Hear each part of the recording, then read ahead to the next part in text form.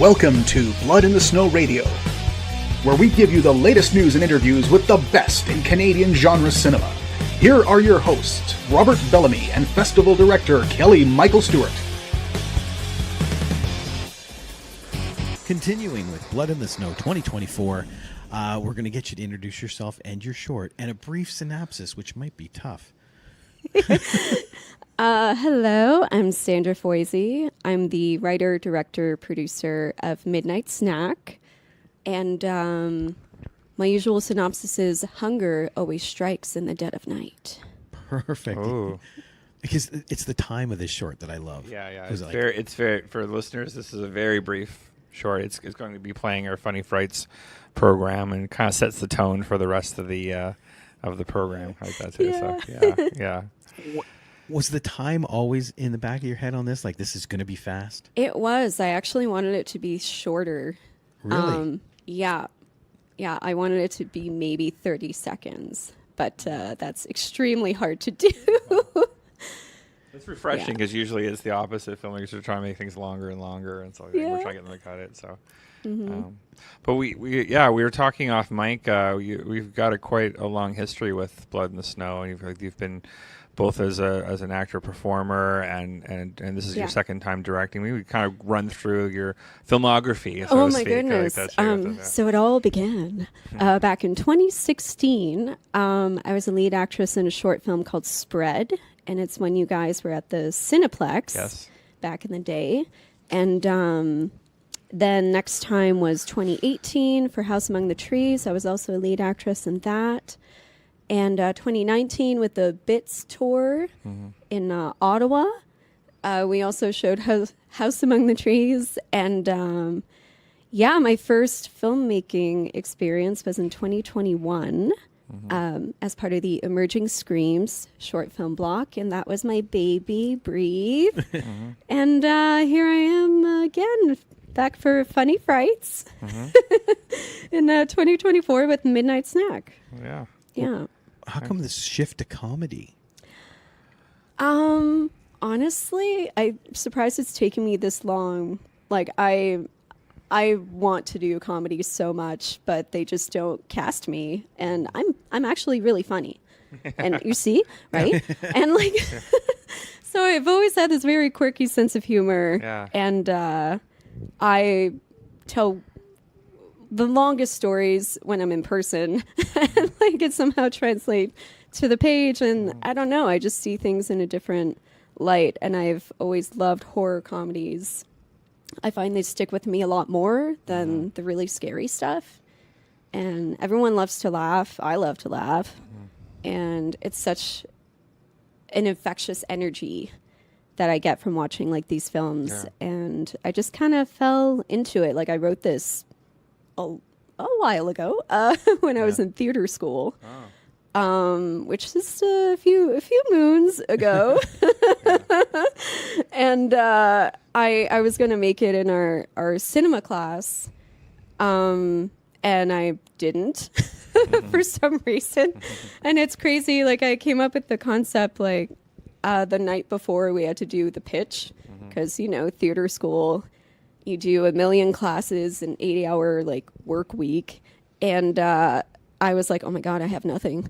What am I going to do? And somehow this thing popped into my brain. And it just sort of developed almost in the pitch as well. Yeah.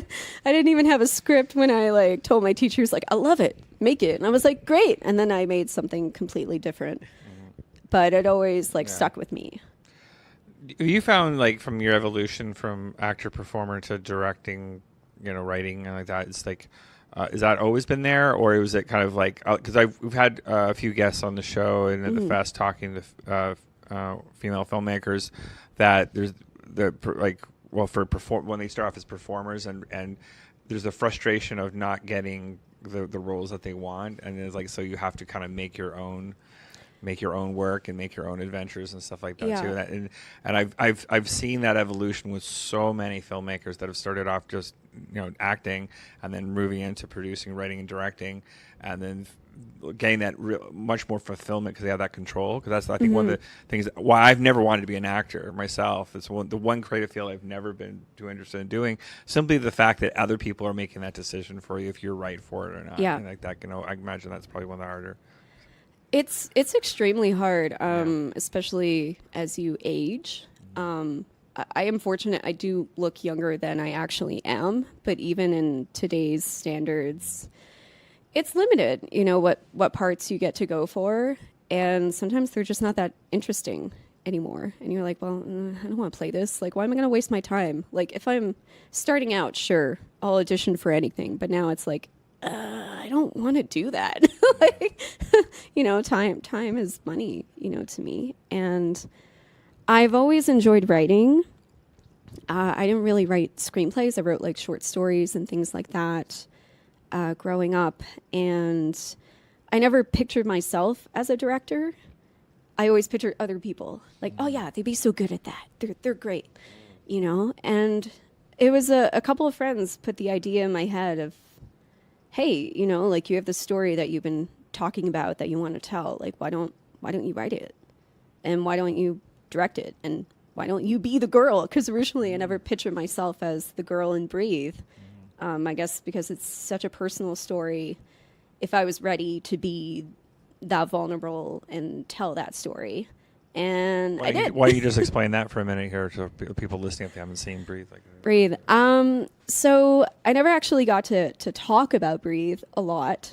So it's basically the concept of a woman being in a verbally abusive relationship and her coming out of it and showcasing that through performance and sound.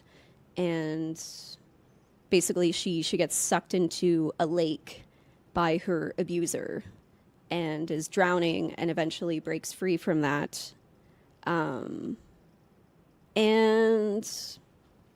is okay. Yeah. I felt when you submitted that, and I'd known you as a performer for many years, I kind of was like, oh yeah, about time. I was kind of like, that was great. I kind of instinctively had a feeling that you would probably go in that direction and start directing a bit. So I'm really glad that you're are you going to be doing a lot more of that? Or like how do you, are you a person that has like a kind of a game plan of what you want to do or with all this, or just kind of let it happen as it comes? I guess a little bit of both. Yeah. Like I've been kind of going with the flow, and it's funny. I finished another horror comedy script when I was in Vancouver for another festival. Okay. So like to me that'd be another one I like to make. But there's a much bigger project that I feel like I not just want to do it, but I need to tell this story, which is another personal story, which has taken a few years to get comfortable talking about it. And it's definitely a much bigger project, which would need funding. Like everything I've done has been self-funded, but that would be the major step for me. Well, yeah, funding a feature as opposed to a short. Yes. Or maybe it'll be a medium short. I'm not sure yet. It's in development. It still needs to be written. That's good, though. Are you finding being behind the camera is more fulfilling? I do like what Kelly said about the control. Being able to, because I am a very visual person. So for me, it's super exciting seeing that come to light and trusting all these professionals with their talent in their own fields, like to create the vision that I have and sometimes take it in a direction I never even imagined. Yeah. I put full trust in my crew. Like they know exactly what they're doing. Like I am used to being in front of the camera, not behind. So they've been very supportive whenever I ask questions of like, oh, that sounds nice, but what does that mean? Especially when talking about cameras. Yeah. Yeah, that's a tricky area. It's lenses and whatnot, and yes. Yeah. So when you were putting together this crew, is it the same crew that helped you in Breathe that did this one? It's my same cinematographer. Yeah, everyone else was actually brand spanking new. Yeah. But yeah, I kept Renee on board. He's amazing and so talented. I love him. Thank you, Renee. What was it like prepping this short? Because it literally lives up to the term. Yeah, it was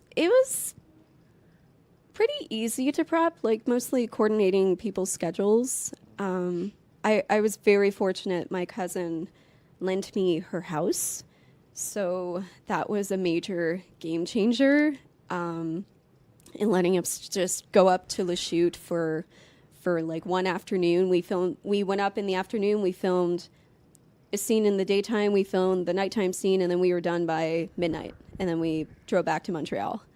Oh, dang. Yeah. It was super short. So I think it was just coordinating people's schedules together, and I had to do a couple of recasting just because people had things that came up. Yeah. So Life sadly gets in the way sometimes. It does, but it's okay. It all works out in the end, even when you don't think it will, and you're super stressed of like, oh, I don't have a lead actor anymore. Do I have to get a wig? Do I have to play this person? Like, am I going to play both? Like, that was my like last chance plan if I couldn't get someone to be the main character. Do you see yourself doing more like these like micro shorts, basically super short comedy? I like to. Like I said, this next script I wrote is pretty. It's 2 pages, so it might be a couple of minutes longer for this one.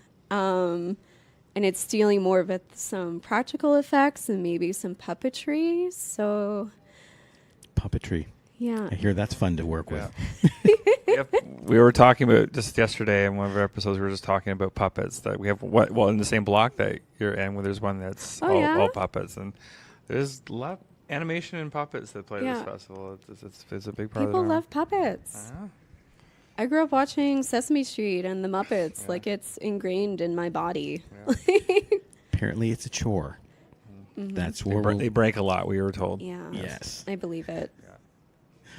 That's excellent. So what else do you have going on? Because nobody ever just is working on one thing. I kind of am. Oh, it's okay. Focus is good. I mean, I'm focusing on this festival run, which just kicked off. Like, this is our 3rd festival, and we only started in October. Well, and honestly, if you can just focus, that's great. That's better.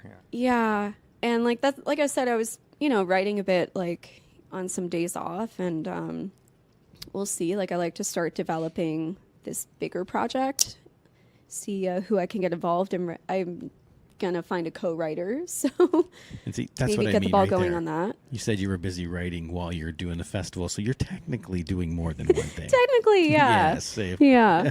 And we have our 4th festival coming up in December in San Francisco. We're going to be at Another Hole in the Head, December 14th. Well, that's a fun one, yeah. Yeah. I just heard of that, and I've heard now about 5 times. That's interesting. Yeah, it's super cool. They run like quite a while, but they also have stage shows going on. Like, they're showing like Evil Dead, like the musical is going to be there, and like a bunch of VHS like screenings of like Leprechaun, and yeah. Very cool.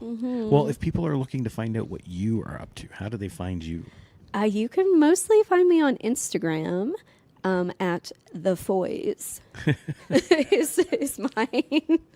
Yeah. That's memorable. It is. Excellent. Well, thank you so much for being on the show, and good luck in the festival. Thank you for having me. Welcome back. Thanks so much. Yes. Guys. 4th time's the charm. Isn't it?